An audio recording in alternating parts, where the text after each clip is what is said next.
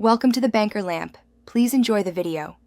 You start by confirming where the bandwidth limit exceeded comes from CDN, origin host, or get LFS. This matters. Check hourly and monthly transfer stats so you know the scope and trend.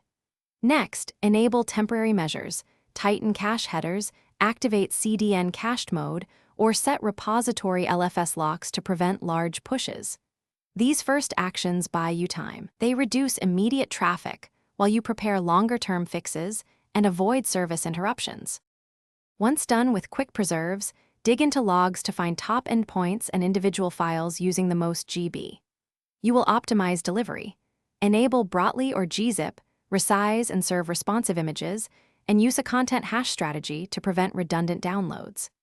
Next, set cache control headers with sensible TTLs and use conditional requests so repeated fetches are 304 responses, not full transfers. Also consider differential delivery for updates, which lowers repeat to finish, decide.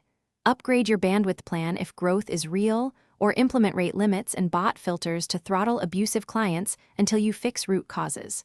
Automate monitoring and alerts for transfer thresholds and schedule monthly audits of big files. Finally, test recovery by reproducing the spike on a small subset and watch metrics while applying controls. This lets you verify fixes without a full outage. If something fails, revert cache rules, then incrementally re-enable them while monitoring. Thanks for watching. If this was helpful, leave a like and consider subscribing. See you next time.